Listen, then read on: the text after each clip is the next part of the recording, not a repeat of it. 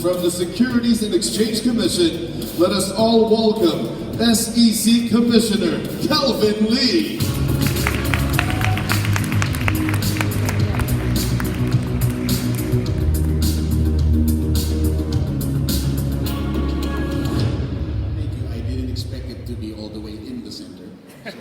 This is unique for me. Typically, I'm on the side. But anyway, I'll go to the script that, as Mr. Rita knows, I just drafted this morning in light of recent events within the SEC. So, good morning, everyone. Welcome to day 2 of the Philippine Blockchain Week. I hope everyone has been enjoying the events. Now, as a quick background of the Securities and Exchange Commission, we are the capital market or securities regulator. We are also the company registrar, meaning we register businesses before they come to the Philippines. When they come to the Philippines, which makes us unique in the world as we carry out 2 dual functions for the business sector. Now, in the context of fintech, which an industry of which the blockchain is arguably the underlying technology that allows many of the innovations happening today, the Commission, the SEC, is considered one of the primary regulators alongside the Bangko Sentral ng Pilipinas. In fact, there's a Financial Sector Forum Fintech Committee of which I sit on, which meets regularly to thresh out any issues between the agencies. And it is in that capacity, as one of the primary regulators of fintech, that I am in front of you today. My staff had prepared a speech for me over the weekend, for which I was originally supposed to read out and announce the issuance of our long-awaited digital asset offering and digital asset exchange rules. I had originally planned to come here with paper copies, show it to all of you, and say, hey, this is it. I know you've all been waiting for it. Unfortunately, however, yesterday during our NBank meeting, the chair and the commissioners were discussing, and I may as well say the name of the entity out loud, the whole FTX thing. And we talked about the draft. And we decided that under the circumstances, we want to hold off on issuing the drafts in order to take into consideration some of the events that have happened recently. So we must once again ask for the patience of the industry and the community, as my departments within the SEC that handle securities regulation and fintech has to reassess the draft rules in relation to how we intend to regulate digital assets and digital asset exchanges within the Philippines. We need to rethink how we will regulate digital assets in particular in order to avoid what happened in the Bahamas, what happened to FTX in the Bahamas. Now, the obvious questions you will have for us on this is, when will we issue the revised rules? I'll be blunt with you, as long as it takes, because we can't afford to make any mistakes. FTX was a mistake. Voyager Digital was a mistake. Celsius was a mistake. The SEC refuses, I refuse, to allow us to make a mistake that would cause the Filipino people to suffer such losses and be scammed. We will always protect the investing public through our enforcement actions and through the rules and regulations that we will issue. Now, there may be some of you getting worried that there are more rules coming out in this field. But I emphasize the point. These rules are not intended to make things difficult for the industry. If anything, once we issue out these rules, I foresee that the industry will slowly but surely stabilize, because alongside the BSB's vast rules, we will finally have a set of regulations that will ensure the legitimacy of the players within the digital assets and cryptocurrency space. And that will be to the benefit of the investing public. Investor protection, one of our primary mandates, will be ensured, while at the same time businesses like yourselves who use blockchain to enter the digital asset space will now know what regulations to follow and comply with. You will have a viable list of VASP and DApps and DAOs, digital asset exchanges and digital asset offerings, and you will know who to transact with legally, what platform to trade in legally. After all, how will any technology or innovation such as the blockchain be able to thrive if the technology's credibility is constantly under threat by illegal, unregistered entities using and abusing its name? Precisely why we at the SEC have been so careful in determining how to regulate fintech and digital assets in particular. Now, this leads me to 3 key points that I want to make, which are essentially 3 things that I want to happen at the SEC and the blockchain community and in the Philippines. First, development. I want us all to develop. It's no secret that the fintech field is moving very rapidly because of all the innovative technologies such as blockchain.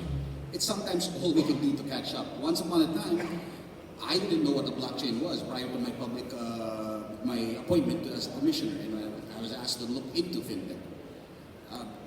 And I am, after all, only a lawyer, not even a technology guy. Well, Once I wasn't a technology guy. Now I am a technology guy, no choice.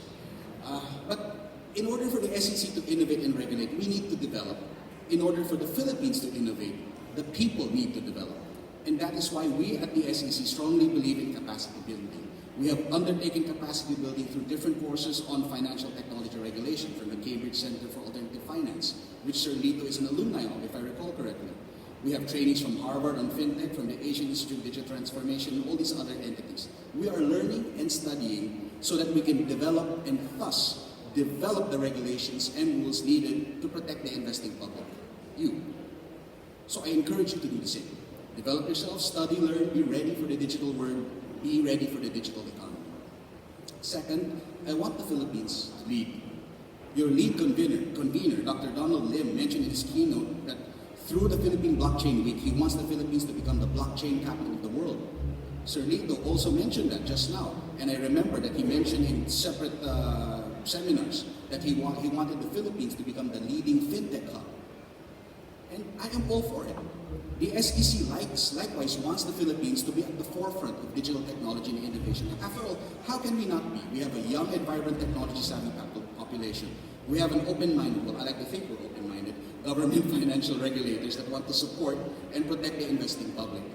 And we have a resilient economy which is conducive to doing business and which is attracting multiple businesses from all over the world. In fact, while I was in Singapore, I was recently in Singapore for a course for a number of weeks. Many companies that are doing business or want to do business found out I was there and invited me to multiple dinner meetings, and I was only available for dinners. So what happened was that I met so many of these companies such as Meta, Grab, and all these other major companies. I gained roughly 10 pounds. No? So, and that's not in my draft speech, just so you're aware. But just so you're aware as well, my wife really is annoyed at me now and at the companies because of the extra 10 pounds now. But on a more serious note, some more key numbers to emphasize the point that the Philippines is a vibrant area from which we can lead. The Philippines has currently around 5,000 new business registrations every month. This is a far cry from pre-pandemic levels of only 2,000 business registrations roughly every month.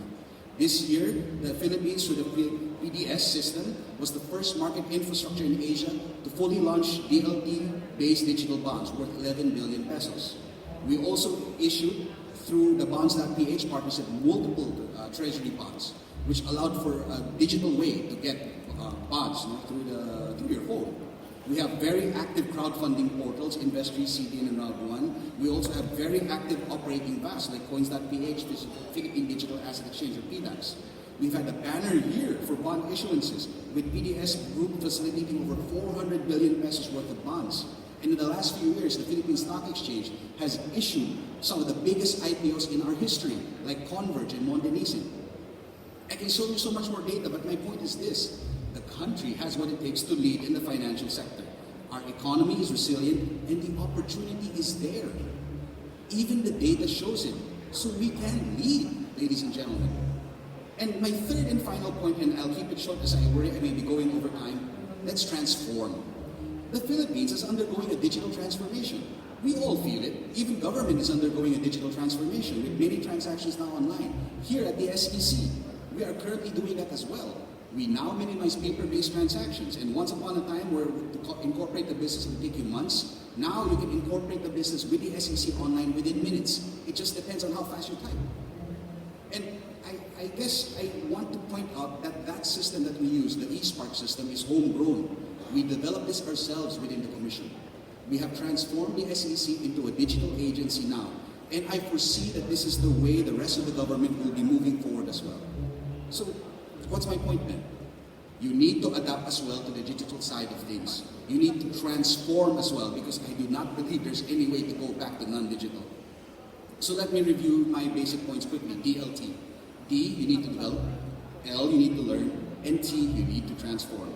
Because if you develop well, prepare well, and if you lead, then obviously you will help transform the Philippines. So let's work together, ladies and gentlemen. Work with us, work with the government, work with the industry, help us develop with you.